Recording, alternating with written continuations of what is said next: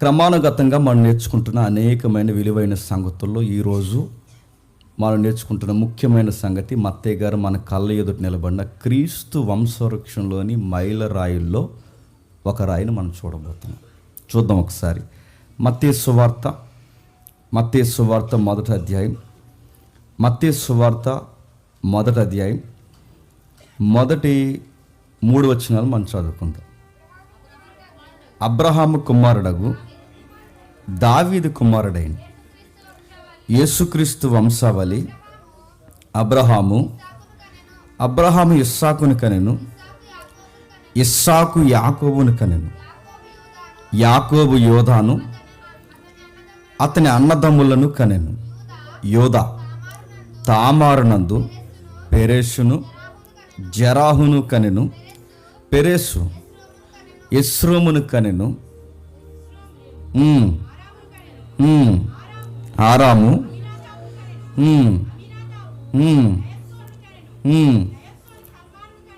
నయసోను సల్మానును కనెను. సల్మాను రాహాబునందు బోయాజును కనెను. బోయాజు రూతునందు ఓబేదు యెస్సైను కనెను. యెష్యా రాజైన దావీదును కనెను. ఆగుదాం. సిస్టమేటిక్గా కొన్ని విషయాలు మనం నేర్చుకుంటున్నాం. నిజానికి వీరిని మీ కళ్ళ ఎదురుకు తీసుకురావడానికి మేము గూగుల్ని అడిగాం, పెరేస్ ఇమేజ్ మాకు కావాలి అని. గూగుల్ నాకు తెలదంది నిజంగానే. తర్వాత కొన్ని సైట్స్ ఉన్నాయి, వాటిని కూడా మేము అడిగాం, ఎవరు పెరేసు జెరాహు ఎలా ఉంటారో మాకు ఇమేజ్ చూపించమంటే వాళ్ళు కూర్చున్న సరి అయిన బ్యాక్ హిస్టరీ కానీ ఇమేజ్ కానీ గూగుల్లో కానీ యాప్స్లో కానీ దొరకట్లేదు. అందుకే మేము ఒక నిర్ణయానికి వచ్చాం. ఏఐని బతిమలాడి ఇంకా మా వాడు ఎలా ఉండాలి అలా ఉండాలంటే ఒక ఇమేజ్ పడేసింది. ఇంక దాన్ని జెరాహు అని ఫిక్స్ అయిపోవాలి మీరు. అంటే మీకు ఏం అర్థమవుతుంది? ఇక్కడ మనం నేర్చుకుంటున్న సంగతులు గూగుల్కే దొరకట్లేదు. అది ముఖ్యాంశాలు మళ్ళీ చెప్తున్నా. మత్తయ్య గారు ఏ వంశవృక్షాన్ని అయితే మనకు పరిచయం చేశాడో అవి మనకి చరిత్రలో లేదా సమకాలీన టెక్నాలజీలో ఏంటి విషయం ఏంటని అడిగితే చెప్పట్లేదు సరిగ్గా. అడిగాను అసలు ఏంటి ఇన్ఫర్మేషన్ మీరు కూర్చంటే సరిగ్గా ఇవ్వట్లేదు. మరి ఈ సంఘం మీకు ఎలా కనబడుతుందో నాకు తెలియదు, కానీ ఇక్కడ వాక్యాన్ని ఒక 40 నిమిషాలు ఒక 50 నిమిషాలు మాట్లాడడానికి వారంలో ఎన్నిసార్లు వచనాలతో పెనుగులాడాలో తెలుసా? మాట్లాడి చదివి ఆ వచనాన్ని తిరగేసి ఒక 2-3 సార్లు రిహర్స్ చేసుకున్నట్టు చేసుకుని నా కళ్ళ ముందు మీరే ఉన్నారన్నట్టు, నాకు ఎదుట క్రీస్తే ఉన్నాడన్నట్టు ప్రతి బోధకుడు ఆ వారం కుస్తీ పడితే కానీ ఆ కంటెంట్ రాదు. మాకు పెరేస్ కోసం మాకెందుకండి, జెరాహు కోసం మాకెందుకండి అని నేను అడక్క మునిపే మనకు కావాలని మత్తయ్య ఎవిడెన్స్గా మనకి ఇచ్చాడు. ఒకసారి తమ్ముడు లింక్ ఇస్తాడు, ఒకసారి చూడండి. ఈ లింక్ ఇమేజ్ ఇస్తాడు, ఒకసారి మీరు చూడండి. ఇది కూడా జాగ్రత్తగా మేము అనుకుని తయారు చేసింది. ఈవిడ ఎవరో తెగ లైవ్లో ఫోన్ చేస్తుంది. ఎన్నిసార్లు నేను కొంతమంది లైవ్ ఎలా వచ్చిందో చెప్తున్నాను వినండి. మేము సహాయం చేస్తాం, చేయనట్లేదు, కానీ మాకు వాళ్ళు ట్రూత్ ఒక తెలియదు కదండి. చేస్తే ఆవిడ తిరగేసి ఇంకా ఆవిడ ఎవరినెవరిని అడిగిందంట. చేస్తే ఆవిడ ఏమని అంటుందంటే, నేను ఎవరు అలా అనకూడదని చెప్తున్నాను. నిజంగానే ఫోన్ వచ్చింది, మళ్ళీ నన్ను డౌట్గా చూడకండి, ఇప్పుడు వస్తుంది. ఆవిడ ఏమంటుందంటే, ఎన్నిసార్లు ఫోన్ చేయాలని మీకు అంటుందంటే, నీకేమైనా మేము ఈఎంఐలు కడుతున్నావా అడుగుతున్నాను. నువ్వెవరో తెలియదు, నీ ప్రాబ్లం ఏంటో మాకు చెప్పు. తిరగేసి ఫోన్ చేసి ఇంకా మెసేజ్లు ఉన్నవాడికి అనవసరం, ఎక్కడున్నా అనవసరం చేసి ఎన్నిసార్లు ఫోన్ చేయాలంటే అన్నానమ్మా మాకు పలానా సోన్సో ఏరియా నువ్వు చెప్పా, మా వాళ్ళు వస్తారు, నువ్వు జెన్యూనో కాదో, ఇవి దేవుడి డబ్బులమ్మ ఎలా పడతాలా, నీకు ఫోన్పే చేయలేవు, నిన్ను అడగడు, అకౌంట్ మమ్మల్ని అడుగుతాడు, నీకు 5 రూపాయలు కాదు 10,000 ఇచ్చిన 20,000 ఇచ్చిన 30,000 ఇచ్చిన మమ్మల్ని అడుగుతాడు అమ్మంటే ప్రేమ లేదని ఆ సేవకులకి అన్నది అని ఇప్పుడు లైవ్లో సార్. కాబట్టి ఇస్తాం, ఏమన్నా అంటలేదు. మా దగ్గర కానుక లేకపోయినా మా సొంత కష్టార్జితాన్ని ఇస్తాం, కానీ జెన్యూన్గా ఉండలేకుండా. తల్లి ఒకవేళ లైవ్ చూస్తే తల్లి అర్థం చేసుకుంది కాక. చూద్దాం ఒకసారి. యేసుక్రీస్తు వారి వంశావళి పట్టిక. ఒక్క మాటలో చెప్పాలంటే యేసుక్రీస్తు వారు భూమి మీదకి రావడానికి కావలసిన లింక్ అది, జీనియాలజీ. అందులో ఒక మనకు హైలైట్ చేస్తున్న నేమ్ మనకు కనబడుతుంది, పెరేసు. ఆయన కనబడుతుంది చూడ. మనం పైన మనం చూస్తాం అబ్రహాంను చూస్తాం, ఐజక్ని చూస్తాం, జాకోబుని చూస్తాం, జుడా యోధాను మనం చూస్తాం. ఈరోజు మనం పెరేస్ని చూస్తున్నాం. పెరేస్ తెలుగులో ఆయన చూస్తున్న ఆయన గురించి బాగా, ఆయన గురించి అంత ఇంపార్టెంట్, చాలా ఇంపార్టెంట్. ఆయన లేకపోతే నేను చెప్తున్నాను, ఆ వ్యక్తి ఆ రోజు అక్కడ పుట్టకపోతే యేసుక్రీస్తు యొక్క జీనియాలజీని, బయాలజీని వేరేగా చదువుకోవాల్సి వచ్చును. యేసు ప్రభువు రావడానికి ఒక లింక్ ఉంటే, ఆ చైన్ ఉంటే, ఆ చైన్ని ఏకంగా నడిపించి ఒక లింక్ ఆయన. మత్తయి ఊరకే కొన్ని పేర్లు రాసుకురాలేదు, వాళ్ళ గూర్చిన చరిత్ర మనకు చాలా అత్యవసరమని నేర్చుకోవడానికి రాశాడు. పైగా మత్తయి గారు మొదటి అధ్యాయాన్ని తెర మీదకి ఇలా తీసుకురావడానికి కారణం, యూదులు ఇస్రాయేలుని యూదులు ప్రత్యేక జనమని కొట్టిమిట్టాడిపోతున్న ఆ యోధా గౌరవాన్ని వాళ్ళని భంగపరిచి మనుషుల్లా దేవుడు చూస్తాడరా అని చెప్పడానికి, ఒక మంచి ఆన్సర్ చెప్పడానికి, మరియంని ఎలా చూడాలో, నజరేతుని ఎలా చూడాలో, క్రీస్తుని ఎందుకు ఔన్నత్యం కలిగిన వాడిగా చూడాలో తెలియదు, మన మూలాలు మనకు తెలియాలరా అని చెప్పడానికి ఇవన్నీ రాసుకొచ్చాం. ఏంటి ఆయన గురించి రాయడానికి ఒకసారి మనం చూద్దాం. అలానే మళ్ళీ మధ్యలో వద్దాం. ఒక్కసారి ఆదికాండం రండి. ఆదికాండము మొదట క్షమించండి 38వ అధ్యాయం, ఆదికాండం 38. ప్రతి ఒక్కరూ బైబిల్ తీయండి, చూడండి. సాధ్యమైతే కాదు, సాధ్యమైనంత వరకు మీరు ఏం చేస్తారో నాకు తెలియదు, కానీ సాధ్యమైతే కాదు, సాధ్యం అవ్వాలి. ప్రతి ఒక్కరు ఒక నోట్స్ మెయింటైన్ చేయండి. రేపొద్దున మీకు మళ్ళీ బైబిల్ చదవాలనుకున్నప్పుడు అసలు మత్తయిలో ఏంటి అని మీరు తిరిగేసుకున్నప్పుడు మీకు ఖచ్చితంగా పాయింట్స్ అన్నీ మీకు చాలా యూజ్ అవుతాయి.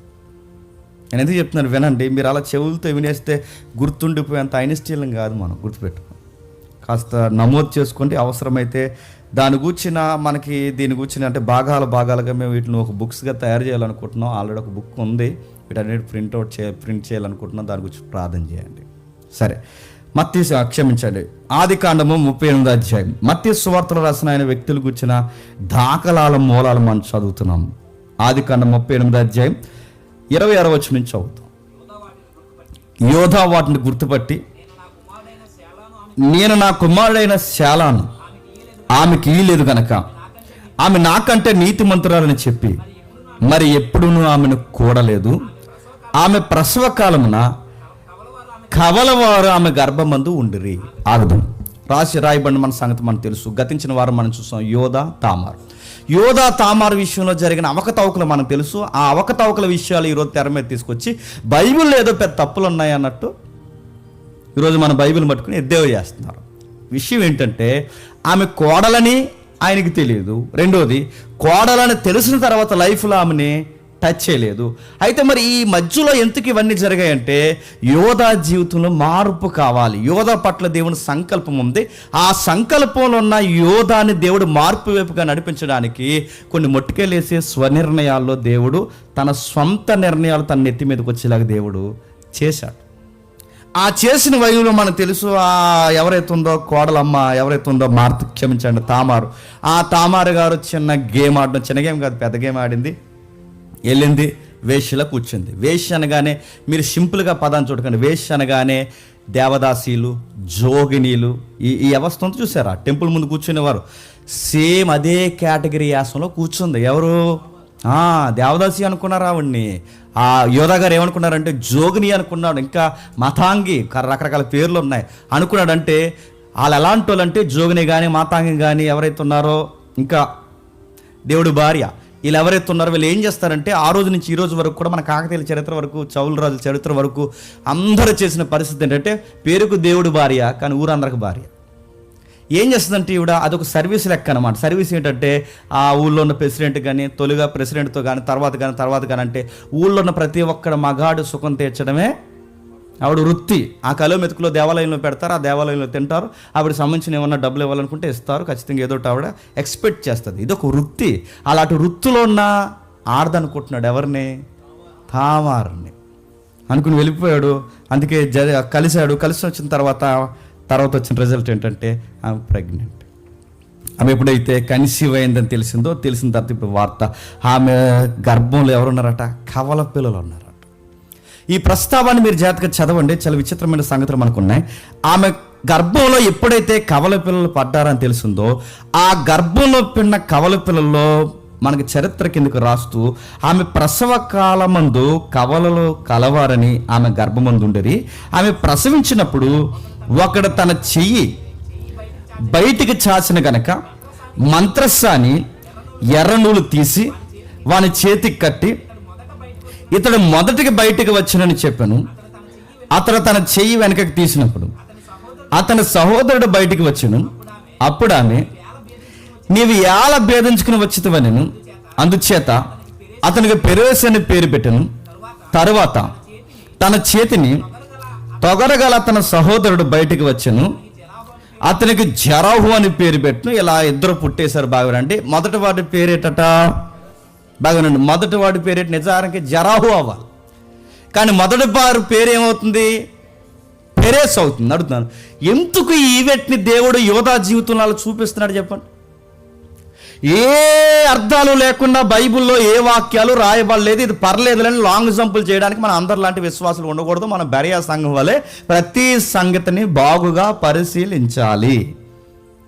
ఎందుకు ఈ సంగతిని గురించి రాస్తున్నాడు చూడండి. అక్కడ రాస్తున్నాడు టిన్స్ అంటే నిజానికి కవలల సందర్భం బైబిల్లో అనేక సార్లు ఉంది. ప్రతిసారి కవలలు ఉన్న దగ్గర దేవుని ఉద్దేశం ఏదో ప్రతిసారి ప్రత్యక్షం అవుతూనే వచ్చింది. మీరు కావాలంటే చూడండి, అక్కడ యాకోబు, యాసావు, ఇక్కడ జరాహు, పెరేస్. మీరు ప్రతి దిక్కున చూడండి, ట్విన్స్ ఉన్న ప్రతి దిక్కున ఏదో ఒక ప్రత్యేకత ఉంది. బైబిల్లో చాలా సందర్భాలు ఉన్నాయి. అందులో మనకి ఇది ఒక సందర్భం మనకు కనబడుతుంది. ఇందుకే పెరేస్ అంటే ఏంటి? చీలిక. పెరేస్ అంటే ఏంటి? మరొక అర్థం ఉంది, భేదము. పెరేస్ అంటే ఏంటి? చీల్చేవాడు.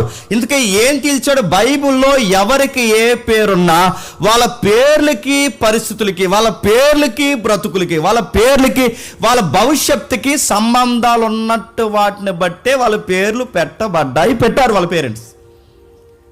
పెరేసు అనే పేరుకి చీలిక అని అడుగుతున్నాను. మన పేర్లు ఉంటే అర్థం ఉండదు. మన పేర్లు పిలుస్తారో పట్టాని పేరు ఎట్టమంటారు, తినక మనం పెట్టనిస్తారా? వాళ్ళు లిస్ట్ ఇస్తారు. లిస్టు వాళ్ళ నానమ్మదే, వాళ్ళ అమ్మమ్మదే, వాళ్ళ తాతేదే, వాళ్ళ ముత్తాతదే, ఈ పేర్లు ఇచ్చి మొదటి అక్షరం కానీ చెప్పండి, చివరి అక్షరం కానీ కలపండి అంటే దాన్ని ఎలా కలుపుతాం మేము సార్ ఐజాక్ న్యూటన్లో మేము కలపడానికి చెప్పండి. ఎలా కలుపుతా అంటే కలిపి ఆ సౌండ్ రావాలి. అలాగే బైబిల్లో ఒక అక్షరం అంట తాతయ్య గారు అక్షరం. నాకు అప్పుడప్పుడు డౌట్ వస్తుంది, తాతయ్య గారు ప్రవక్త అని అడుగుతాం. ఆయన ఎవరు సారా తాగి చచ్చిపోయాడు, మీ తాత చుట్టలు కాదు చచ్చిపోయాడు. నడుతాను వాళ్ళ పేర్లు ఎందుకు అడుగుతాను? వాళ్ళ పేర్లు పెట్టమని తిరుగుతాం. మనం నేమ్స్ పిల్లలకి పెట్టామంటే గుర్తుపెట్టుకోండి, వాళ్ళ భవిష్యత్తులో నా పేరు ఎందుకు పెట్టాడు మా డాడీ అని చెప్పుకోవాలి. గుర్తుపట్టండి. ఊరకే పేర్లు సెలెక్షన్ చేయొద్దు. మన సెమినార్లో తమ్ముడు స్టీఫెన్ వాళ్ళ అబ్బాయికి పేరు పెట్టాడు. పెట్టినప్పుడు ఏం పెట్టాడు? సరిగ్గా అబ్బాయి పుట్టడం యుఎస్ఏలో సేవకుడు చనిపోయాడు. ఎగ్జాక్ట్ అదే సేవకుడు పేరు పెట్టాడు. అది ఎదిగిన తర్వాత అర్థమవుతుంది మా బావి ఈ పేరు ఎందుకు పెట్టాడు. అమెరికా పొలిటికల్ సైన్స్ని మార్చే ఒక సేవకుడు చనిపోయిన టైం లైన్లో నేను చనిపోయానని ఆ కుర్రగోడికి అర్థమైనప్పుడు వాడి నేమ్ ఎంత ప్రభావంగా ఉంటుందండి. వాడికి చార్లీ చనిపోయాడు కదా, ఎంత చక్కటి. అంటే మనం పేర్లు పెడుతున్నప్పుడు వాక్యం అర్థం కానంత వరకు మన పిలుపులు, మన యొక్క పదాలు వేరుగుండొచ్చేమో, కానీ వాక్యం అర్థమైన తర్వాత మన పిల్లల పేర్లు భవిష్యత్తులో కూడా మనం చాలా జాగ్రత్తగా వ్యవహరించాలి. అందుకే ఆ అబ్బాయికి పెట్టిన పేరు మీరు చూడండి, చీలిక. ఏం చీలిక తీసుకొచ్చాడంటే, యాకోబు, యాసాబు, రెబెక్కా గర్భంలో ఉన్నప్పుడు ఎలాగైతే కుస్తీ పడ్డారో, బాగా వినండి, యాకోబు, యాసాబు, రెబెక్కా గర్భంలో ఉన్నప్పుడు ఎలాగైతే కుస్తీ పడ్డారో, తామారు గర్భంలో కూడా ఇద్దరు అన్నదమ్ములు కుస్తీ పడుతున్నారట. జరాహు చేయి మొదట వచ్చిందట, కానీ చేయి మళ్ళీ లోపలికి పోయిందట. మంత్రస్థాని ఆ చేయికి ఎర్ర తాడు కట్టిందట. ఆ ఎర్ర తాడు కట్టిన అబ్బాయే ముందు వస్తాడు అనుకుందట, కానీ ఆ పెద్దోడు లోనకి పోయాడు, చిన్నోడే పెద్దోడయ్యాడు. ఇది చదువుతుంటే మీకు ఏమర్థమవుతుంది? యోధాకేదో దేవుడు లెసన్ నేర్పిస్తున్నాడు మీకు అనిపిస్తుందా లేదా? మాట్లాడితే చిన్నోడు వచ్చి కథ చెప్పేవాడు వాళ్ళకి. ఎవరు ఆ చిన్నోడు? యోసేపు. ఏమని? అన్నయ్య, పెద్దోళ్ళైన మీ అందరూ ఒక రోజు నా కింద ఉంటారా అన్నయ్య, చిన్నోడినైనా నేను మీ పైన ఉంటానరా అన్నయ్యరా అంటే ఆ కళ హీట్ వచ్చేసింది. ఎవరికి?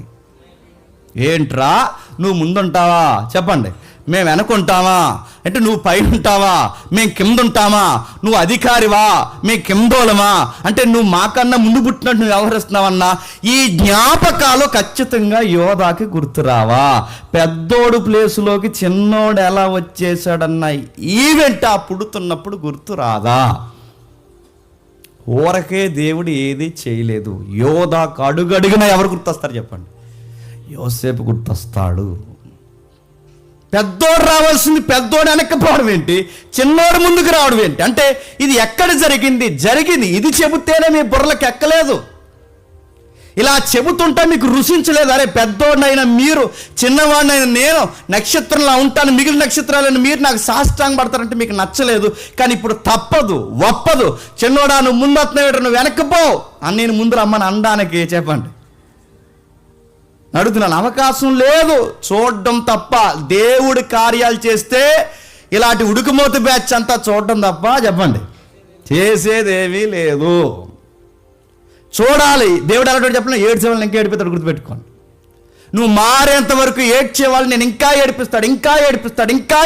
అందుకే యోధాకి పిల్లలు పడుతున్నప్పుడు టక్కమని పెద్దోడు ముందు వస్తాడనుకుంటే చిన్నోడు వచ్చాడేంటన్నప్పుడు ఈ చిన్న పెద్ద ముందు వెనక ఖచ్చితంగా స్ట్రైక్ అయి ఉండదా?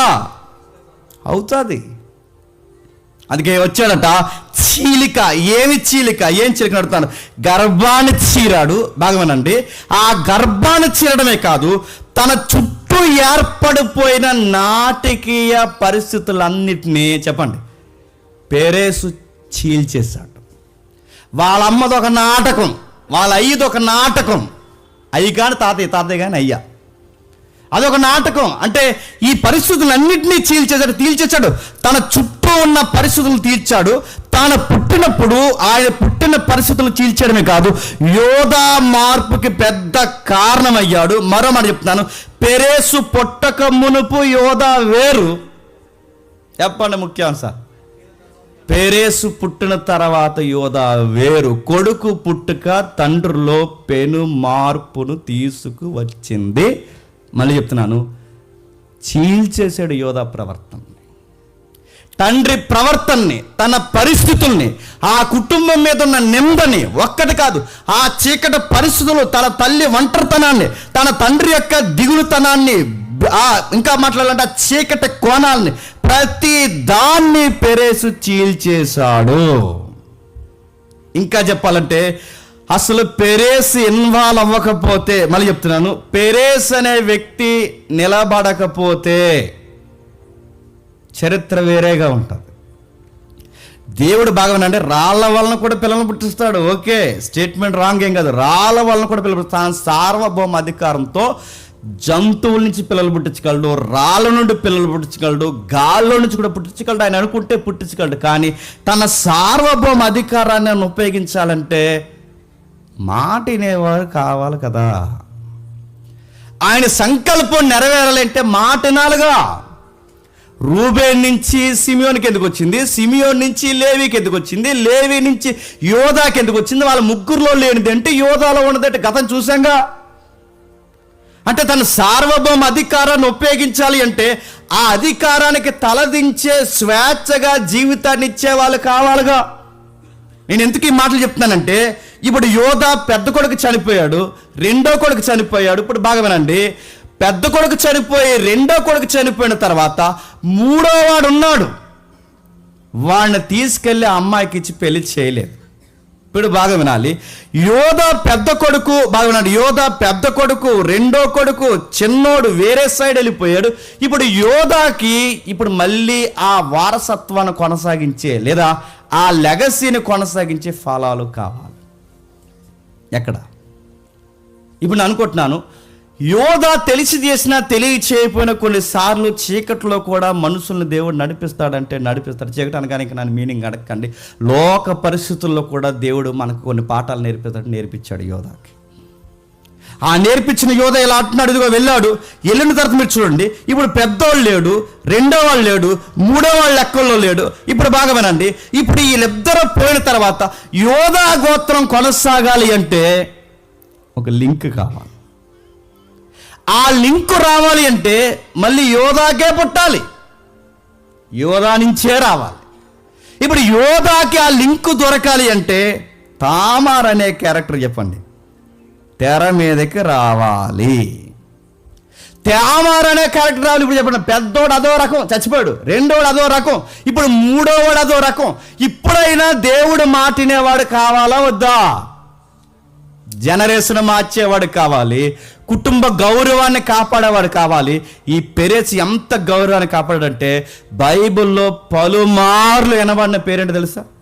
పెరేస్, పెరేస్, పెరేస్, పెరేస్, పెరేస్.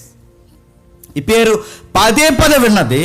ఆ వినబడిన పేరుని తరతరాలు జ్ఞాపకం చేసుకుని ఒక మంచి పదం వాడారు. ఒకసారి చూడండి, రూతు గ్రంథం 4వ అధ్యాయం, రూతు గ్రంథం 4వ అధ్యాయం.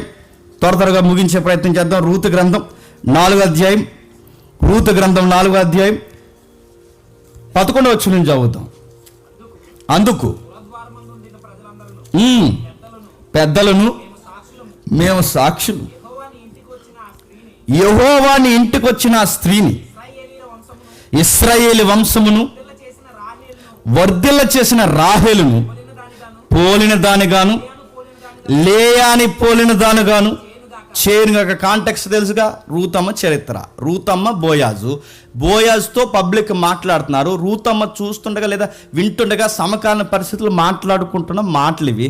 ఆ బోయాజు ముంగిట మాట్లాడుతున్న మాటలు ఏంటంటే, నీ వద్దకు వచ్చిన అమ్మాయి చాలా ఉత్తమరాలు, ఆమె మేము పరిగెడుతున్నప్పుడు కనిపెట్టాం, ఆ అమ్మాయి పని చేస్తున్నప్పుడు కనిపెట్టాం. ఆ అమ్మాయిని చూస్తుంటే ఈ అమ్మాయికి దేవుని యొక్క సహాయం ఉందని మాకు అర్థమవుతుంది. ఈ అమ్మాయిని చూస్తుంటే ఎవరు గుర్తొస్తున్నారంటే, ఎవరు అక్కడ రాశాడు చూడండి పేర్లు. ఆ అమ్మాయిని చూస్తుంటే ఎవరు గుర్తారు? రాహేలు గుర్తొస్తుంది, లేయా గుర్తొస్తుంది, పురాతనమైన తల్లులు గుర్తొస్తున్నారు. ఇప్పుడు నాకు అనిపిస్తుందని కిందికి రాస్తున్నారు చూడండి.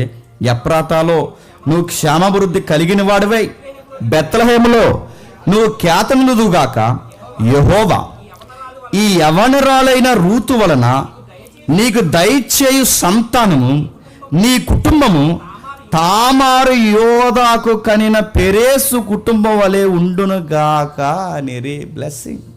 ఎంత బాగా రాస్తున్నాడు చూడండి. మాకు లేయమ్మ గుర్తొస్తుంది, రాహేలమ్మ గుర్తొస్తుంది. ఇప్పుడు నెక్స్ట్ నీకు ఈమెకి వివాహం జరిగితే నీ సంతానాన్ని చూస్తే యోధా తర్వాత మన యూదుల చరిత్ర మార్చేసి దేవుని సార్వభౌమ అధికారానికి లోబడిన పెరేసు గుర్తొస్తున్నాడు మాకు. పెరేసులాగా మాట వినే బిడ్డలు మీకు పుట్టాలి, పెరేసులాగా లోబడే బిడ్డలు మీకు పుట్టాలి, పెరేసులాగా దేవుని సంకల్పాన్ని తరతరాలు మోసుకుపోయే విధేయత కలిగిన బిడ్డలు మీకు పుట్టాలి. యోధాకి పెరేసు పుట్టిన తర్వాత తరం ఎలాగైతే తండ్రితో సహా పరిస్థితులు మారిపోయాయో, మీకంటూ ఒక బావు పుట్టిన తర్వాత, ఒక అబ్బాయి పుట్టిన తర్వాత మీ తర్వాత తరాలు కూడా గొప్పగా మీ సంతానానికి వచ్చి చెప్పండి మాట్లాడుకోవాలి. ఎంత బాగా రాస్తున్నాడు. మళ్ళీ చదువుదాం, వచ్చినాన్ని మళ్ళీ చదువుదాం. 12వ వచనం. ఎఫ్రాతాలో బెత్లెహేములోను ఖ్యాతనందుదుగాక, యెహోవా ఈ యవనురాలు వలన నీకు దయచేయి సంతానమును, నీ కుటుంబమును తామారు యోధాకు కనిన పెరేసు కుటుంబం వల్ల. ఇప్పుడు చెప్పండి, పెరేసు బాగున్నాడు, పెరేసు పుట్టిన తర్వాత పెరేసుకు పుట్టిన కొడుకులు బాగున్నారు కాబట్టేగా ఏమని పోల్చుకుంటున్నారు. అలాంటి ఫ్యామిలీయే మీకు కూడా ఉండాలి. ఇప్పుడు అడుగుతున్నాను, ఆయన బాగున్నాడంటే మరి ముందున్న వాళ్ళు ఎలా ఉన్నారు? యెహోవా దృష్టికి హేయమైన వారుగా ఉన్నారు. చూద్దాం ఒకసారి. పట్టికి మాట్లాడుతున్నప్పుడు మొదటి దినవృత్తాంతాల గ్రంథం 2వ అధ్యాయం, 2వ అధ్యాయం 3-4 వచ్చిన కలిపి ఉన్నాయి చూడండి.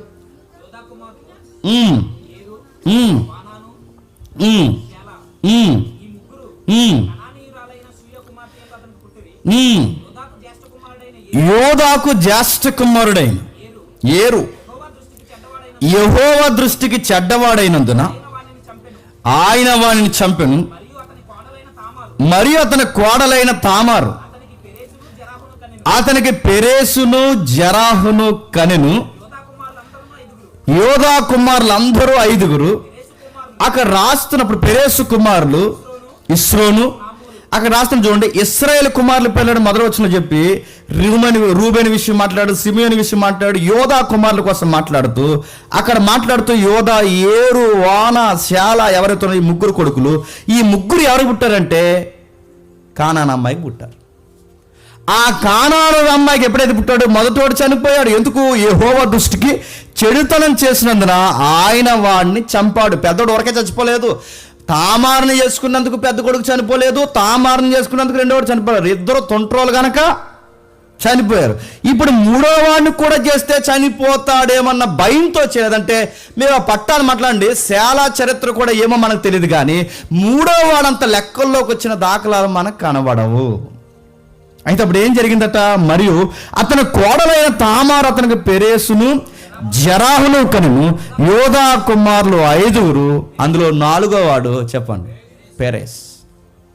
యోధా కుమారులు 4, అందులో పెరేస్ కుమారులు. అంటే మీరు గమనించండి, ప్రతిసారి పట్టిక రాయాలంటే దావీదు ఎలా వచ్చాడో, బోయాజు పరిస్థితులు ఏంటో, యెషయా ఎలా వచ్చాడో, అసలు క్రీస్తు ఎలా వచ్చాడో. ఇప్పుడు బాగునండి, అబ్రహాం తర్వాత దావీదు తర్వాత ప్రభు అయిన యేసుక్రీస్తు వారు. ఇప్పుడు ఈ ముగ్గురికి లింకు కలవాలి అంటే ఈ లింకులో బాగునండి, ఈ చైన్లో లింకులా వ్యవహరిస్తున్నది ఎవరు? పెరేస్.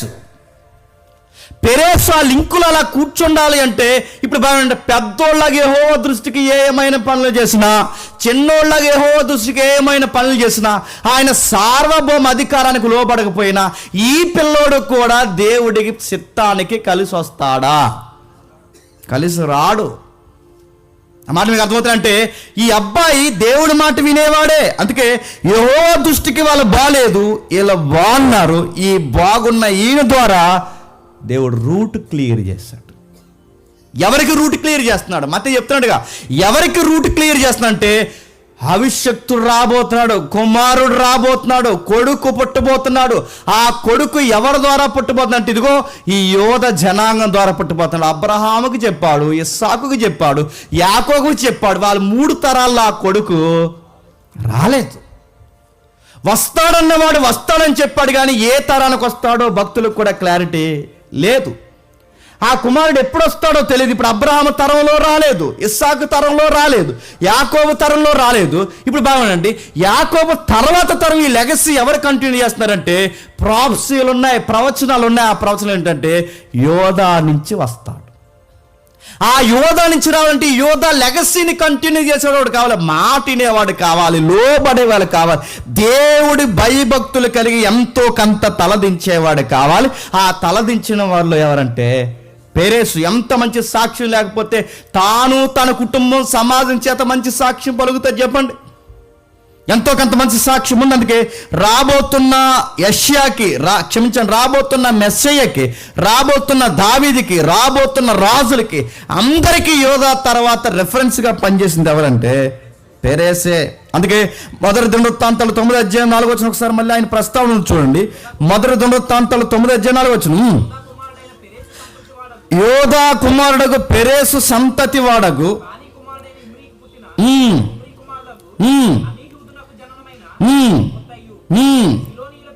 ఏమన్నా అసలు ప్రతిసారి యోధా యొక్క వంశవృక్షాన్ని ఎత్తాలి అంటే, జీనియాలజీని ఎత్తాలి అంటే ఖచ్చితంగా యోధా తర్వాత పక్కన తెర మీద పేరు వచ్చిందని చెప్పండి.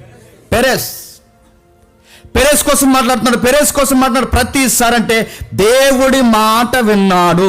ఆ మాట విన్న అబ్బాయి కోసం, యోధా కోసం, ఈ లెగసీని కోసం దేవుడు యాకోబు ద్వారా ఏమని ప్రవచనం చెప్పాడు, ఒకసారి టచ్ చేసి వద్దాం ఒకసారి. అదే ఆదికాండం 49వ అధ్యాయం, అదే ఆదికాండం 49వ అధ్యాయం 10 షిలోహు వచ్చే వరకు యోధా యొద్ద నుండి ఏం తొలగదట? ఆ మాట గుర్తుపెట్టుకోండి, ఏం తొలగదట? రాజదండం తొలగదు. దండం అంటే అధికారానికి గుర్తు. ఇప్పుడు ఈ అధికారాన్ని మోసుకెళ్ళాలి. మీకు నేను చెప్తున్నాను, కొంచెం మీకు గుర్తుందో లేదో, కొన్ని ఒలింపిక్ గేమ్స్ జరుగుతున్నప్పుడు లాంగ్ రన్స్ ఉంటాయి, తెలుసు కదా. లాంగ్ రన్ ఉన్నప్పుడు ఇలా పరిగెడతారు. అంటే ఫస్ట్ రౌండ్ ఒకటి పరిగెట్టిన తర్వాత వాళ్ళ చేతిలో ఒక లైట్ ఉంటుంది. ఆ లైట్ ఏం చేస్తారంటే నెక్స్ట్ వాళ్ళకి అందిస్తారు. వాళ్ళు అక్కడి నుంచి పరిగెట్టి నెక్స్ట్ వాళ్ళకి అందిస్తారు, వాళ్ళు పరిగెట్టి నెక్స్ట్ వాళ్ళకి అందిస్తారు. ఎందుకు? వాళ్ళు లాస్ట్ వాడు వరకు, అంటే ఫస్ట్ వాడు ఏ రేస్ అయితే కంటిన్యూ చేశాడో అదే రేస్ని కంటిన్యూ చేస్తే ఆ దేశం గెలుస్తుంది. ఇది రైట్ ఎగ్జాంపుల్ కాకపోయినా అర్థం అవడానికి మీకు ఇది అర్థమైతే, అబ్రహాముకి దేవుడు లైట్ లాంటి ఒక వాగ్దానం ఇచ్చాడు. బాగా వినండి. ఆ వాగ్దానాన్ని పట్టుకెళ్ళి ఇస్సాకుకి ఇచ్చాడు, ఇస్సాకు పట్టుకెళ్ళి యాకోబుకి ఇచ్చాడు, యాకోబు పట్టుకెళ్ళి యోధాకి ఇచ్చాడు. ఇప్పుడు ఈ లైట్ క్యారీ చేసేవాడు కావాలి. ఆ లైట్ తర్వాత పట్టుకుని పరిగెడుతున్న వ్యక్తి ఎవరంటే చెప్పండి, ఆ ఏరు, ఆ తూరేగల బేచంలో చూసారా, వాళ్ళ కాదు. ఆ లైట్ మళ్ళీ వాళ్ళ తండ్రి దగ్గర నుంచి దాన్ని పట్టుకున్నది ఎవరంటే పేరేస్. అంటే మీకు ఏమర్థమవుతుంది? రాజదండం లైట్, రాజదండం లైట్, ప్రవచనం ప్రాఫెసీ అంటే ఇంకా మీకు అర్థం, వాగ్దానము ఎవడో ఒకడిని జనాంగంలో కంటిన్యూ చేస్తాడు. ఆ చేసేవాడిని నేను చెప్పండి లైన్ చేస్తా. అలాంటి వాడు వచ్చేంత వరకు నేను ఎదురు చూస్తా. అవసరమైతే కాలాన్ని ఇంకా ఇంకా ఎదురు చూసేలా కాలంలో ఎదురు చూస్తా. ఆ కాలంలో ఆ వ్యక్తులు వచ్చేంత వరకు పరిస్థితులను చెప్పండి కింది పైకి మారుస్తా. ఈ మధ్యలో ఎంతమంది మనుషుల్ని చక్కదిద్దాలో చెప్పండి అంతమందిని చక్క పెడతా అన్నట్టు లేదండి. చదువుతుంటే మీకు ఆ లైట్ మోయడానికి వచ్చిన వ్యక్తి, అందుకే ఆయన రాసిన చూడ, రాజదండం తొలగిపోదంటే ఈ రాజదండం మోసేవాడు కావాలంటే ఈ యొక్క లెగసీని కంటిన్యూ చేసేవాడు కావాలి. పేరేసి వచ్చాడు. అదే రెఫరెన్స్ మీకు అలా గుర్తుంటే, రాజదండం తొలగిపోదన్న రెఫరెన్స్ మీకు గుర్తుంటే సేమ్ అదే గ్రావిటీలో మళ్ళీ దావీదుకి దేవుడు చెప్తున్నాడు. ఏమని చెప్తున్నాడు ఒకసారి చూడండి. 2వ సమూయేలు గ్రంథం 7వ అధ్యాయం, 2వ సమూయేలు గ్రంథం 7వ అధ్యాయం 8వ వచనం నుండి, 2వ సమూయేలు గ్రంథం 7వ అధ్యాయం 8వ వచనం నుండి, నా సేవకుడైన దావీదుతో ఎలాగూ చెప్పును, సైన్యములకు అధిపతియగు యెహోవా నీకు సెలవిచ్చినది ఏమనగా, నిన్ను గొర్రెల దొడ్డులో నుండి తీసి ఇశ్రాయేలీలను నా జనుల మీద అధిపతిగా నియమించితిని. నీవు పోవు చోట్నల్లను నీకు తోడుగా ఉండి నీ శత్రువులందరినీ నీ ఎదుట నిలవకుండా నిర్మూలన చేసి లోకములో ఘనులైన వారికి కలుగు పేరు నీకు కలగచేశాను. నా జనులను ఇక కదిలింపకుండా తమ స్వస్థలమందు నివసించినట్లు దాని యందు వారిని నాటి పూర్వం ఇశ్రాయేలు నా జనుల మీద న్యాయాధిపతులను నియమించితిని. తర్వాత జరిగించు వచ్చినట్లు దుర్బుద్ధి గల జనులను నీ శత్రువుల మీద నీకు జయమిచ్చి నీకు నెమ్మది కలగజేస్తున్నాను. మరి యెహోవా నీకు తెలియజేయనిదేమనగా, నేను నీకు సంతానము ఇప్పుడు చెప్పండి, నీ చుట్టూ గొడవలు లేకుండా ఎందుకు చక్కబెట్టాను తెలుసా డేవిడ్? బాగా వినాలి, బాగా విను. లోకంలో ఎవరికి లేనంత పేరు నీకు ఎందుకు ఇచ్చానో తెలుసా దావీదు? నీ శత్రువులు నీ ముందు నిలబడకుండా ఎందుకు నేను లయం చేసిన తెలుసా దావీదు? నీ జనాల్లో నిన్ను ఎందుకు గొప్ప చేసిన తెలుసా దావీదు? గొర్రెలు కాసుకుంటూ నిన్ను ఎందుకు నేను తెర మీద తీసుకొచ్చిన తెలుసా దావీదు? మీ తండ్రి అబ్రహాము దగ్గర నుంచి ఒక వాగ్దానం ఉంది. ఆ వాగ్దానాన్ని నేను తరతరాలుగా మోసుకుంటూ తీసుకుని వస్తున్నా. ఆ వాగ్దానం ఒకటేంటో తెలుసా? ఒక ముఖ్యమైన కారణం ఉంది, నీకు నేను సంతానం కలగ చేస్తాను. అప్పటికి దావీదు గారికి పిల్లలు ఉన్నారు లేదా? బాగా వినండి, అప్పటికి పిల్లలు పుట్టారు, చాలా మంది పుడుతున్నారు, పుట్టుకొస్తున్నారు. అలాంటి టైంలో మళ్ళీ కొత్త ప్రవచనాలు ఏంటి? ఏదో చెప్పుకొస్తున్నాడు. మీరు చూడండి, నీకు ప్రత్యేకంగా సంతానం అంటే అబ్రాహాముకు దేవుడు సంతానాన్ని ఇస్తాడు. సంతానం అంటే ఎవరు? ఇశ్రాయేలు కాదంట, ఇస్సాకు కాదంట, యోధా. అంటే ఈ సంతానాన్ని చూపిస్తూనే ఏదో సంతానం దగ్గరికి దేవుడు చెప్పండి ఈ భక్తులందరినీ నడిపిస్తున్నాడు. అందుకే కిందికి మాట్లాడతాను చూడండి. నీ దినములు సంపూర్ణమగినప్పుడు నీవు నీ పితరులతో కూడా నిద్రించిన తర్వాత నీ గర్భం నుండి వచ్చిన నీ సంతతిని ఎత్తించిన. ఎవరి సంతతి? అబ్రాహాముకి ఇచ్చిన ఆ సంతతి ఎవరు? ఇస్సాకు జ్ఞాపకం చేసిన ఆ సంతతి ఎవరు? యాకోబు జ్ఞాపకం చేస్తున్న ఆ రాజదండము సంతతి ఎవరు? ఈ సంతానం కూడా ఏంటి? పితరుల కాలం నుంచి సంతానం సంతానం సంతానం ఎవరు? సొలొమోను కూడా కాదు సంపూర్ణంగా. అంటే ఎవరు కూర్చో ఒక లింక్ కంటిన్యూ అవుతున్నట్టు మీకు అనిపిస్తుందా? లేదంటే పెరేసు దగ్గర ఏదైతే మనకి వాగ్దానం కనబడుతుందో బాగా వినండి. తండ్రి యోధాకి ఏదైతే చెప్పాడో బాగా వినాలి, రాజదండం నిలబడుతుంది. యోధాలు అంటే రాజదండం, ఎప్పుడు ఒక రాజదండం తొలగపోదు. శిలోహు అంటే అభిషక్తుడు, మెస్సయ్య వచ్చేంత వరకు ఈ గోత్రంలో అధికారం ఉంటుందని ఆ ప్రవచనం ఎలా అయితే ఉందో, ఈక్వల్ అదే ప్రవచనం మళ్ళీ దేవుడు ఎవరికి చెప్తున్నాడు తెలుసా? దావీదు గారికి చెప్తున్నాడు. రాజ్యం అతనికి స్థిరపరుస్తాను, అతను నా నామ ఘనత కొరకు ఒక మందిరాన్ని కడతాడు, అతని రాజ్య సింహాసనంలో నుంచి నేను నిత్యముగా స్థిరపరుస్తాను, నేను అతనికి తండ్రినై ఉంటాను, అతడు నా కుమారుడై ఉంటాడు. అతడు పాపము చేసిన యెడల నరుల దండముతోను మనుషులు తగులు దెబ్బలతోను అతను శిక్షించును గాని, నిన్ను స్థాపించుటకై నేను కొట్టివేసిన సౌలుకు నా కృప దూరమైనట్లు అతనికి నా కృప దూరము చెయ్యను. ఎవరో ఉన్నారు, కనబడుతుంది సీన్లో సొలొమోను కనబడుతున్నాడు, కనబడుతున్న సీన్లో పెరేస్ కనబడుతున్నాడు, కనబడుతున్న సీన్లో అబ్రహాం కనబడుతున్నాడు, కనబడుతున్న సీన్లో యాకోబు ఇస్సాకు కనబడుతుంది. మనకి ఏళ్ళ తెర మీద కనబడుతున్నారు, కానీ వీళ్ళ వెనకాల ఛాయగా ఎవరో కనబడుతున్నారు. దేవుని కుమారుడు ఎవరు? దేవుని రాజ్యాన్ని స్థిరపరిచిన ఆ మహారాజు ఎవరు? ఆ సంతానం ఎవరు? ఎవరు ఎవరు ఎవరు నిత్యము ఉండిన ఆ సంతానం ఎవరు? పెరేస్ కాదు, సొలొమోను కాదు, దావీదు కాదు. ఎప్పటికీ వాడబారిన దీపంలా నిలబడిన ఆ వెలుగెవరు? ఆ రాజదండం ఎవరు? తొలగని ఆ సింహం ఎవరు? ఇదంతా మైండ్లో పట్టుకుని రాస్తున్నాడు ఎవరు చెప్పండి? మత్తయ్య. తొలగిపోదు. అందుకే చూడండి, నిజంగా సొలొమోని రెఫరెన్స్కు సూట్ అయితే సంపూర్ణంగా సొలొమోను రాజదండం పట్టిన తర్వాత న్యాయం జరిగిందా, అన్యాయం జరిగిందా? అన్యాయం. ఈ రాజదండానికి వారసుడు దావీదు అయితే నేను అడుగుతున్నాను, దావీదు రాజ్యంలో ఆ న్యాయం జరిగిందా, అన్యాయం జరిగిందా? అన్యాయమే. యూదుల రాజులు ఎక్కడైనా న్యాయం చేశారా? ఎక్కడో దిక్కున అన్యాయాలు చేశారు. అందుకే చూడండి, న్యాయం జరిగించే రాజదండం, తొలగని రాజదండం, ఆ రాజదండాన్ని పట్టుకున్న సంపూర్ణమైన రాజు ఎవరో తెలుసా? మత్తయి పరిచయం చేస్తున్న తృణీకరింపబడిన నజరేతులో పుట్టిన ప్రభు అయిన యేసుక్రీస్తు. అందుకే ఆయన గురించి ప్రస్తావన ఎబ్రీ గ్రంథకర్త ఏమని తీసుకొస్తున్నా ఒకసారి చూడండి. మొదటి అధ్యాయం ముగిద్దాం. మొదటి అధ్యాయం 8 వచనం నుండి త్వరగా మొదటి అధ్యాయం 8 వచనం నుండి 8-9 వచనాలు ఉన్నాయి చూడండి ఒకసారి. తన దూతలను వాయువులుగాను తన సేవకులను అగ్ని జ్వాలలుగాను చేసుకునేవాడని తన కుమారుని గురించి అయితే నీ సింహాసనం, నీ దేవాని సింహాసనం నిరంతరం నిలిచినది, నీ రాజదండం. ఆ పదాలు మీకు గుర్తొస్తుంది, ఎక్కడో చెప్పాడు ఇది. నీ రాజదండం, యోధాలో రాజదండం తొలగిపోదు అంటే ఆదికాండం 49 అధ్యాయంలో ఉన్న ఆ రాజదండాన్ని గుర్చిన ప్రస్తావనే భక్తులు రాసుకొస్తున్నారు. అందులో మాట మంచి అవుతుంది, నీ రాజదండం తొలగిపోదు. ఆ రాజదండం ఏదైతే ఉందో దానికి న్యాయమైన, యథార్థమైన, నీతిని ప్రేమించే జడ్జిమెంట్లు నువ్వు ఇస్తావు. ఇప్పుడు చెప్పండి, నీతికి పడి న్యాయానికి నిలబడి జడ్జిమెంట్తో తన అధికారాన్ని చెలాయించిన రాజు ఎవరన్నారు చెప్పండి? దావీదు కూడా లేడు, సొలొమోను లేడు, యూదుల రాజు లేరు, ఎవరు లేరంటే ఇప్పుడు దేవుడు కోరుకున్న రాజదండం పట్టుకుని నీతి న్యాయాలు జరిగించిన ఆ సంతానం ఎవరు? దావీదా?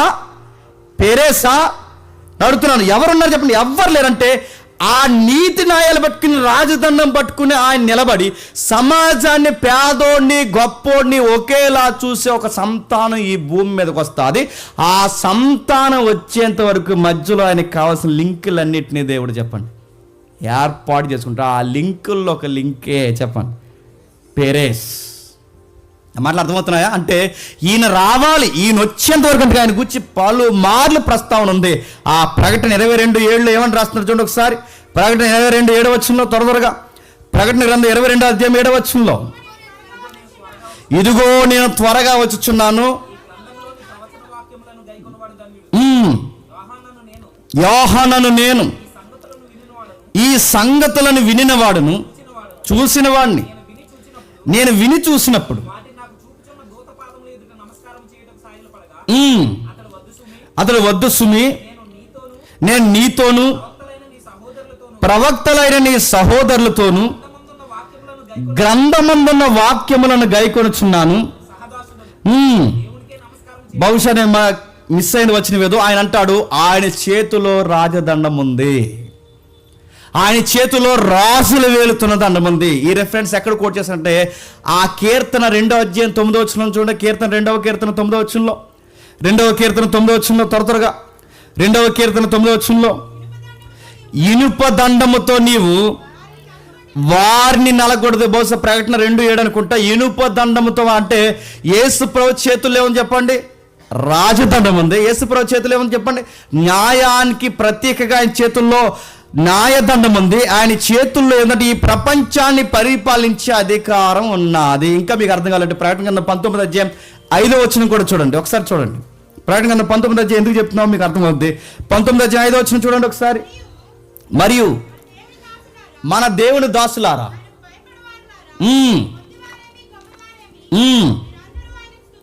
మీరందరూ ఆయన స్తుతించుడి.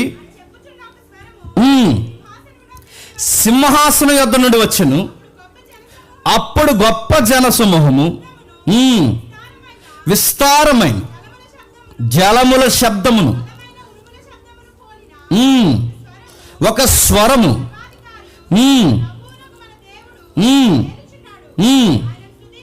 ఆయనను స్తుతించుడి. గొర్రెపిల్ల వివాహ మహోత్సవ సమయము వచ్చినది.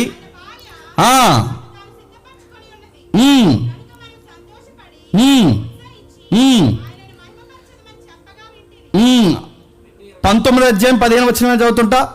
19వ అధ్యాయం 15 వచనం అక్కడ ఉంది చూడండి. 19వ వచనంలో, జనమును కొట్టుటకాయ నోట నుండి వాడిగల ఖడ్గము బయట వెలుచున్నది. ఆయన ఇనుప దండముతో వారిని వేలును. ఆయనే సర్వాధికారి అయిన దేవుని తీక్షణమైన ఉగ్రతను మధ్యపు తొక్కును. ఆయన రాజులకు రాజును ప్రభువులకు ప్రభువును అను నామము ఆయన వస్త్రము మీదను తొడల మీదను రాయ. ఎవరి కింగ్ ఎవరు చెప్పండి? ప్రభు అంటే యోధాకి యాకోబు ప్రవచనం చెప్తున్నప్పుడు ఎక్కడో 2000 సంవత్సరాల క్రితం, కొన్ని వేల సంవత్సరాల క్రితం, సుమారు 2000 సంవత్సరాల క్రితము ఎప్పుడో యాకోబు నిలబెట్టి యాకోబులోంచి దేవుడు ఏం చెప్తున్నాడు తెలుసా? ఒక రాజు రాబోతున్నాడు యాకోబు యొక్క వంశవృక్షంలో నుంచి. చెప్పండి, యేసుక్రీస్తు వారిని చూడటమే కాదు, అంత్యకాలంలో కూడా ఏం జరగబోతుందో చెప్పండి. అప్పుడే ప్రవచనాలు రాశారట. సర్వలోకం ఆయనకు ఒకరోజు మొక్కుతుంది. ఆ మొక్కిన ఈ జనాంగం ఎవరైతే మాట వినలేదో దేవుని ఉగ్రత పాత్రని ఆ ప్రజల మీద తొక్కుతాడు. మంచి చేసిన వారిని, మేలు చేసిన వారిని జీవ పునరుద్ధానం తీసుకెళ్తాడు. కీడు చేసిన వారిని తీర్పు పునరుద్ధానం తీసుకెళ్తాడు. ఒకరోజు ఆ రాజు వేవేల పరిశుద్ధ పరివారంతో చెప్పండి రాబోతున్నాడు. ఆయన చేతులు ఏమని తెలుసా? యోధాకు చెప్పాడే చెప్పండి, ఆ రాజదండం ఉంది. ఆ రాజదండాన్ని ఆయన వచ్చి ఆ సమయానికి మోసే సమయానికంటే ఆ సమయానికి ఆయన వచ్చి మోయడానికి, ఆయన రావడానికి కావాల్సిన రూట్ కావాల్సిన సాక్షులు అందరూ ఉపయోగపడ్డారు. ఆ సాక్షుల్లో ఒకటి చెప్పండి, పేరెస్. ఇది మీకు అర్థమైతే లెంట సమయం కనుక వచ్చిన సందర్భం మీకు జ్ఞాపకం చేస్తాను. ఆయన చేతుల్లో దేవుని అధికారం ఉంది. ఆయన చేతుల్లో ఉగ్రత పాత్ర ఉంది. ఆయన చేతుల్లో రాజదండం ఉంది. కానీ గమ్మత్తేంటి తెలుసా? యాదృచ్ఛికంగా చేశారో కావాలని చేశారనే విషయాన్ని పక్కన పెడితే, చెయ్యాల్సిన ఎటకారం మాత్రం పిలాతు సైనికులు చేశారు. ఏమని చేశారు ఒకసారి ప్రభు అయిన యేసుక్రీస్తు చదువుదాం ఒకసారి. నేను అంటున్నానండి, బైబిల్లో ఏది ఊరకే జరగలేదు. పెరేసు ముందు పుట్టి జరాహు వెనక పుట్టడానికి ఊరకే ఎలాగైతే జరగలేదో, యేసు ప్రభు మొక్కం మీద ఉమ్మేసేది మొదలుకొని సిలువేసేంత వరకు ప్రతి దెబ్బల వెనకాల, కన్నీటి వెనకాల ఏవో అర్థాలు చెప్పండి ఉన్నాయి.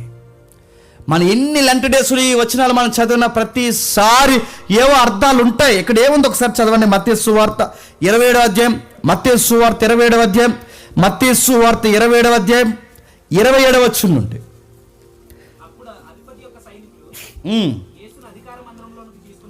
యేసును అధికార మందిరంలోకి తీసుకుని పోయి ఆయన యొద్ద సైనికులందరినీ సమకూర్చెను. ఆయన వస్త్రములు తీసివేసి ఆయనకు ఎర్రనంగి తొడిగించి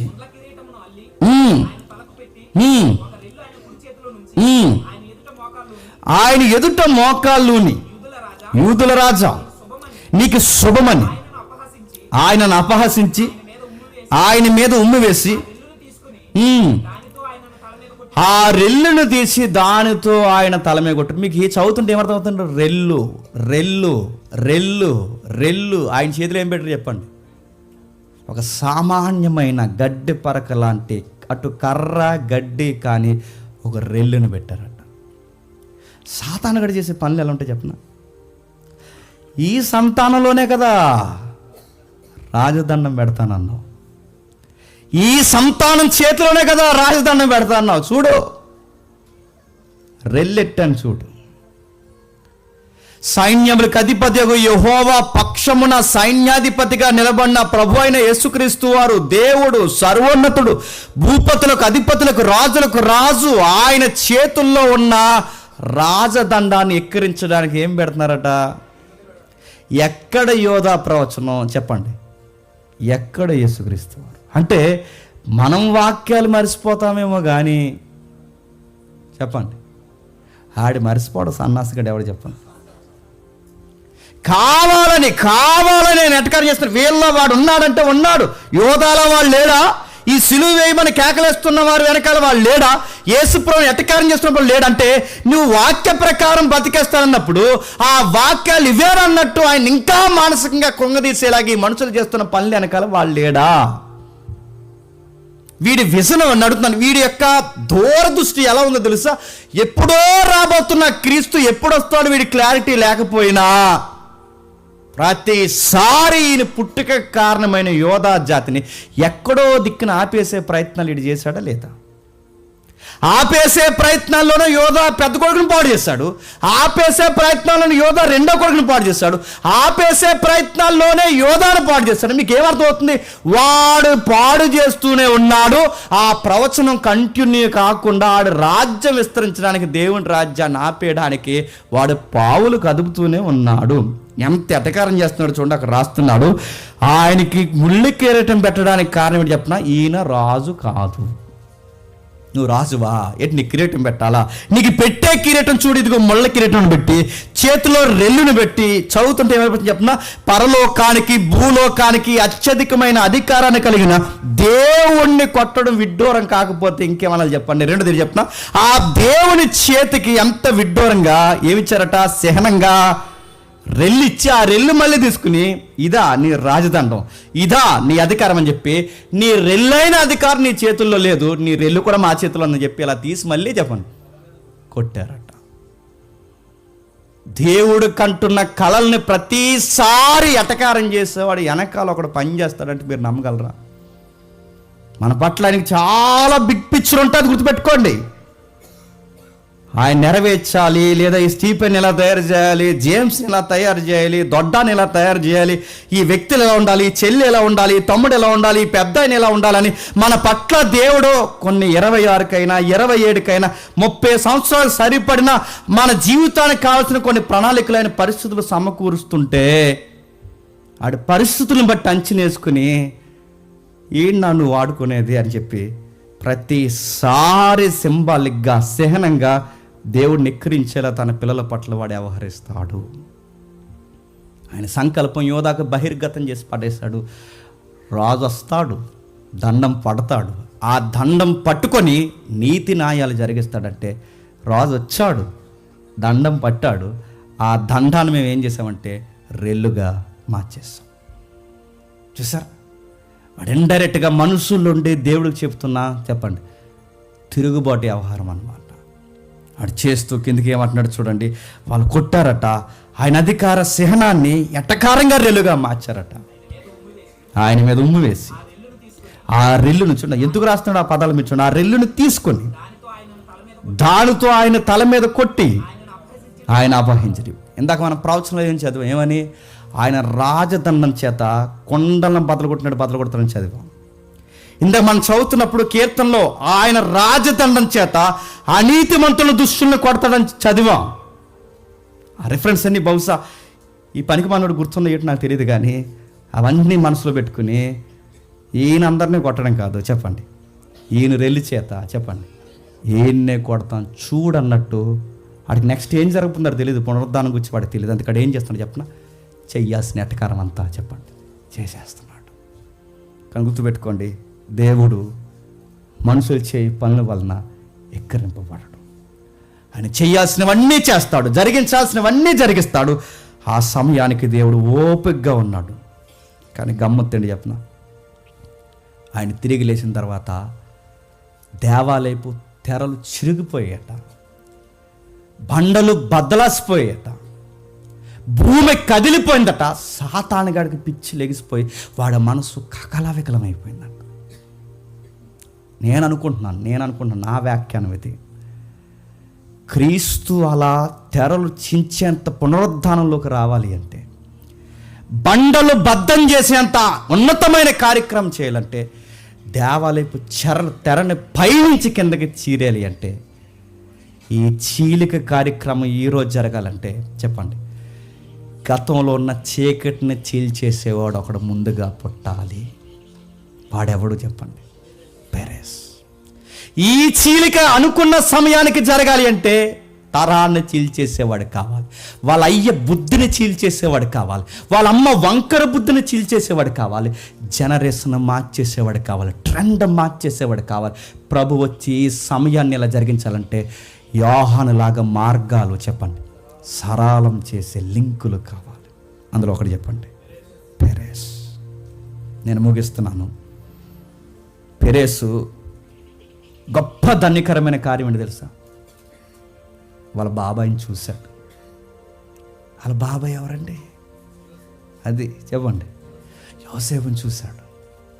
చూడడమే కదా వాళ్ళ లైఫ్, వాళ్ళ బాబాయ్ అయిన యోసేపు గారితో కలిసి బతికాడు. ఎలా ఉంటాడు. మా నాన్న అన్యాయం చేశాడంట, మా బాబాయ్ ఎలా ఉండుంటాడు. బహుశా ఆయన అనుకోవడం లేదు, కానీ నాకు అనిపిస్తుంది ఆ బాబాయిని పెరేసు చూశాడు. ఎక్కడ ఒకసారి చూద్దాం మనం. ఆదికాండం త్వరగా 46వ అధ్యాయం, ఆదికాండం 46వ అధ్యాయం త్వరగా మనం ముగించే ప్రయత్నం మనం చేద్దాం. ఆదికాండం 46వ అధ్యాయం సందర్భం అర్థం కావడానికి మొదటి వచ్చి నుంచి మనం చూద్దాం. అప్పుడు ఇశ్రాయేలు తనకు కలిగినదంతా తీసుకొని ప్రయాణమై బెర్షెబాకు వచ్చి తన తండ్రి అయిన ఇస్సాకు దేవునికి బలులు అర్పించను. అప్పుడు రాత్రి దర్శనమందు దేవుడు యాకోబుతో యాకోబని ఇశ్రాయేలును పిలిచెను. అందుకు అతడు, చిత్తం ప్రభువా, నేనే దేవుడను, నీ తండ్రి దేవుడను. ఐగుప్తునకు వెళ్ళుటకు భయపడకు, అప్పుడు అక్కడ నేను గొప్ప జనముగా చేసేదను. నేను ఐగుప్తునకు నీతో కూడా వచ్చేదను. అంతేకాదు, నేను నిశ్చయముగా నేను తీసుకుని వచ్చేదనని యోసేపు నీ కన్నుల మీద నీ చెయ్యి ఉంచునని సెలవీయగా యాకోబు లేచి బెర్షెబా నుండి వెళ్ళెను. ఫరో అతన్ని ఎక్కించి తీసుకుని వచ్చుటకు పంపిన బండ్ల మీద ఇశ్రాయేలు కుమారులు తన తండ్రి అయిన యాకోబు తమ పిల్లలు భార్యను ఎక్కించుకొని వారు అనగా యాకోబు యావత్తును సంతానమును పశువులు కానాల్లో సంపాదించిన సంపద యావత్తును ఐగుప్తు తీసుకుని వచ్చారు. మీకు చదువుతుంటే సీన్ ఏం అర్థం అవుతుంది చెప్పండి. యాకోబు వెళ్తున్నప్పుడు వెనక ముందు ఆడుతున్నప్పుడు చెప్తున్నాడు, నువ్వేం భయపడకు, ఐగుప్తుకు నువ్వు వెళ్ళట్లేదు, ఐగుప్తుకి వెళ్తాడు, నీతో పాటు నేను కూడా వస్తున్నా. ఒక మాట చెప్తున్నా, నీతో పాటు నేను రావడమే కాదు, నా ఉద్దేశానికి కావాల్సిన వారందరూ నీతో పాటు వస్తారు. ఖచ్చితంగా చెప్పండి. అందరికీ ఆనందం కలుగుతుందో లేదో నాకు తెలియదు, కానీ ఈ పెరేసు లాంటి వ్యక్తులకి అలాంటి భక్తులను చూడాలన్న ఆశ కలుగుతుంది కదా చెప్పండి. దేవుడు గొప్ప భాగ్యం ఇచ్చాడు. కింద చదువుతాం, కిందికి 8వ వచనంలో, యాకోబు అతని కుమారులు ఐగుప్తుకి వచ్చిరి. ఇశ్రాయేలు కుమారులు పేర్లు ఇవే. రూబేను కుమారులు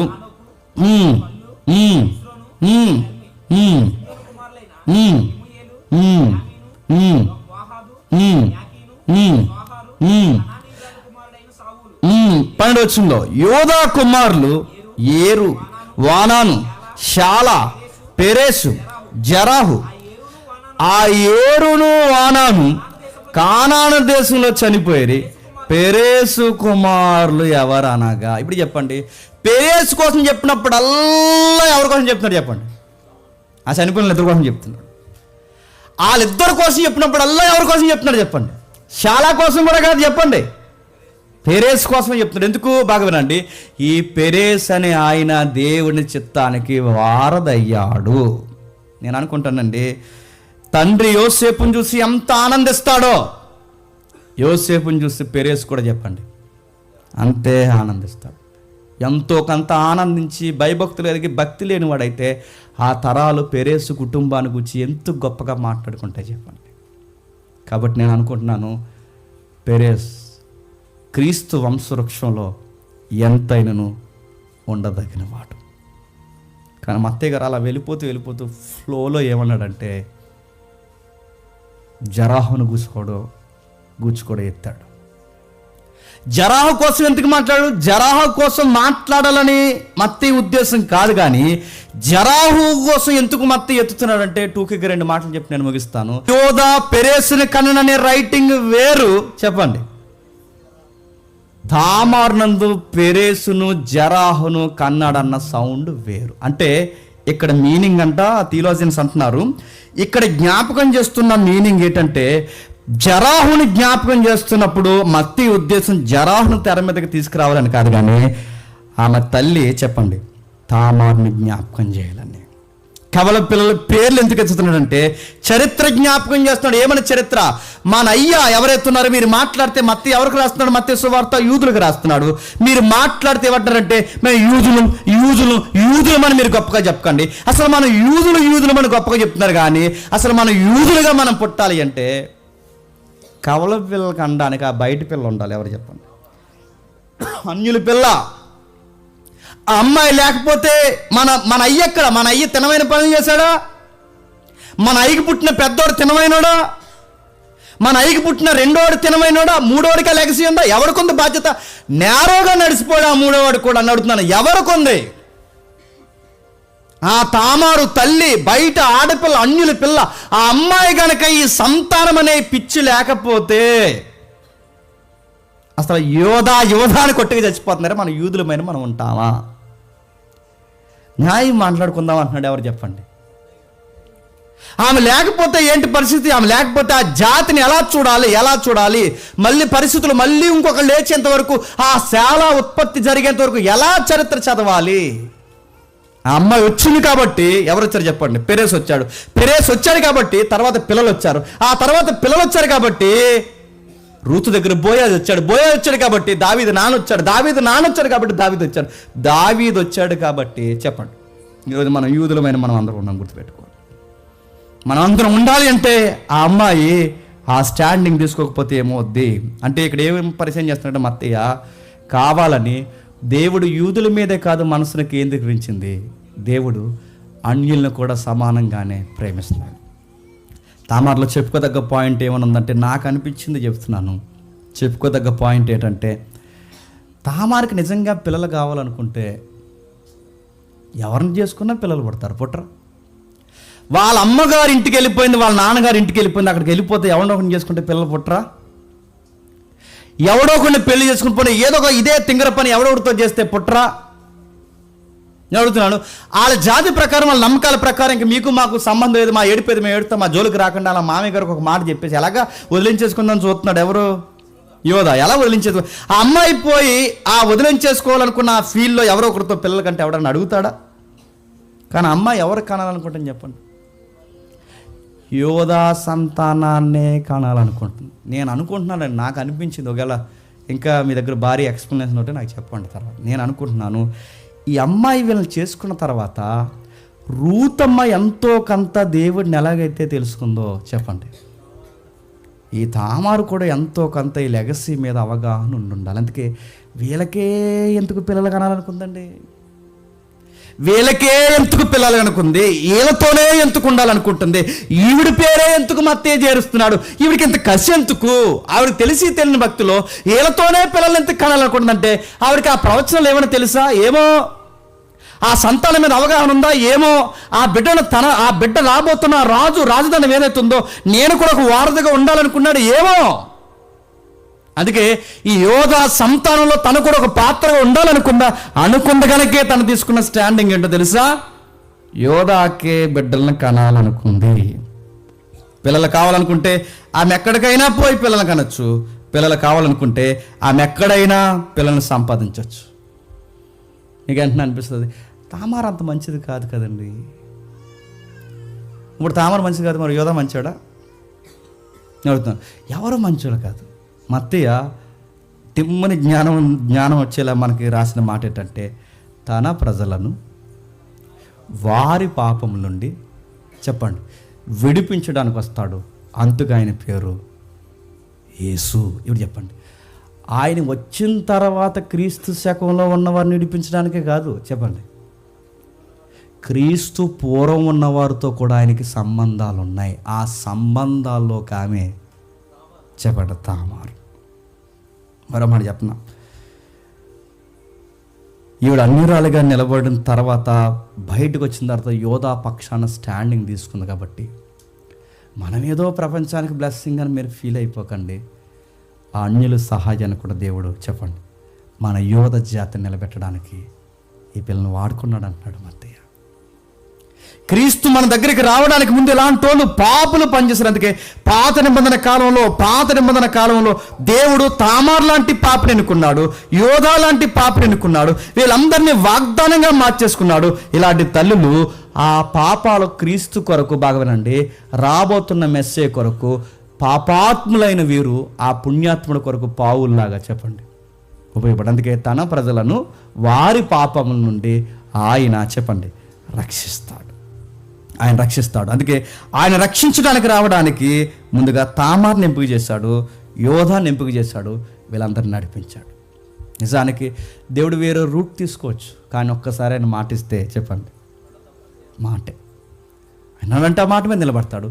యోధా ద్వారా రాజధాని అన్నాడు, యోధా ద్వారా రాజధాని వస్తుంది అంతే. అబ్రహాం ద్వారా మాట ఇచ్చాడు, అబ్రహాం ద్వారా జరుగుతుంది. ఎందుకంటే ఆయనకి భవిష్యత్తులో ఎవరెవరి జీవితాలు ఎలా ఉంటాయి ఆయనకి అన్నీ తెలుసు. అందుకే ఆ తెలిసిన జీవితాల్ని క్రీస్తు రాకొరకు ఏం చేస్తున్నాడు చెప్పండి సమస్తము చెప్పండి సమకూర్చి జరిగిస్తున్నారు. ఇందులో తామారు ఉపయోగపడింది చెప్పండి, యోధా ఉపయోగపడ్డాడు, పెరేస్ ఉపయోగపడ్డాడు. జరాహుకి చేతికి ఏం కట్టారట? ఆ ఎర్రతాడు కోసం చాలా రాసుకొచ్చారు కానీ నాకు రైట్ అనిపించలేదు, కానీ అయినా చిన్న ఇన్ఫర్మేషన్ ఇస్తా. ఆ ఎర్రతాడు ఎంత కట్టారంటే ప్రతిసారి ఒక రక్షణ గుర్తు చేయడానికి ఎరుపుని సింబాలిక్గా తీశారట. రాహాబను వేశ్య ఆ ప్రమాదం నుంచి బయటికి రావడానికి ఏం కట్టారు చెప్పండి? కిటికీకి ఎర్రటి దారు. ప్రతి దిక్కునే ఎరుపు అనే సౌండ్ చాలా దిక్కున కనబడుతుంది. గుడారం వేస్తున్నప్పుడు ఎర్రటి దారాలు, యాజకుడు ఏ పోదులో ఎర్రటి దారాలు, ప్రతి దిక్కునే ఎరుపు దారాలు, దారం దారం దారం. అంటే ఇది దేనికి గుర్తంటే రక్షకుడు వస్తాడు, రక్తం కారుస్తాడు. ఆ రక్షకుడు రాకకి ఎవరెవరైతే మేము అడ్డుకున్నామో చెప్పండి పక్కకి జరుగుతుంది. అందుకే ఎర్రటి దారం కట్టుకున్న ఆయన, అరే నేను పక్కకు పోతాను చెప్పరా, నువ్వు ముందుకు రారా అన్నట్టుగా, ఆయన తెలిసినా తెలియకపోయినా ముందుకు రారా అన్నట్టుగా ఆ రక్షకుని గుర్తుని చేతికి కట్టుకుని పక్కకు పోయాడట. ఆయన పక్కకు పోయాడు, తెర మీదకి చెప్పండి పెరేస్ వచ్చాడు. ఆ పెరేస్లోంచి ఇక అడుగులు స్టార్ట్ అయ్యాయి. క్రీస్తు వంశవృక్షంలోనికి మార్గం చెప్పండి సరళం చేశాడు. వీళ్ళందరిని తెచ్చి మొదట అధ్యాయంలో పెట్టాడు. ఎవరు చెప్పండి? సింపుల్గా అలా రాసుకుంటూ పోయాడు. ఆ రాసుకున్నది ఏటో తెలుసుకోవడానికి మనం యూదులం కాదు కాబట్టి తలప్రాణం చెప్పండి. తోకే కదా బయటికి పోను, తోకలోంచి అలా అదే అయిపోయింది. ఇది తెలుసుకోవడానికి ఇంకా ఏముందంటే మీరు, నేను మళ్ళీ చెప్తున్నాను, నాకు ఉన్న అనుభవాన్ని బట్టి, నా 18 ఏళ్ళ 19 ఏళ్ళ సేవా జీవితాన్ని బట్టి, మీరు మొదటి అధ్యాయాన్ని మీరు మిస్ అవ్వకుండా కంటిన్యూగా మీరు జాగ్రత్తగా వింటే మొదటి అధ్యాయం అయ్యే సమయానికి పాత నిబంధన గ్రిప్ అలా వస్తుందని నేను చెప్తున్నాను. మొత్తం హిస్టరీ అంతా మొదటి అధ్యాయంలో ఉంది. ఓల్డ్ టెస్ట్మెంట్ అంతా మీకు అంత గ్రిప్ వస్తుంది, అంత హిస్టరీ ఉంది, మాట్లాడుకున్న తరగనంత హిస్టరీ. అందుకే ఇది కంటిన్యూ చేయండి. అడుగు అడుగున పాత నిబంధనలో క్రీస్తు మనకు తారసపడుతూనే ఉంటాడు. ఆయన రావడానికి ఎంత హిస్టరీని దేవుడు ఫామ్ చేశాడంటే ఎస్ నడిపించాడు. అది మత్తయి చూశాడు, అపోస్తులు చూశారు. ఈరోజు చెప్పండి మన తరాల తర్వాత మనం చూస్తున్నాం. ఆ దేవుడు మనకి ధన్యత అనుగ్రహించినందుకు దేవునికి మహిమ కలుగును గాక.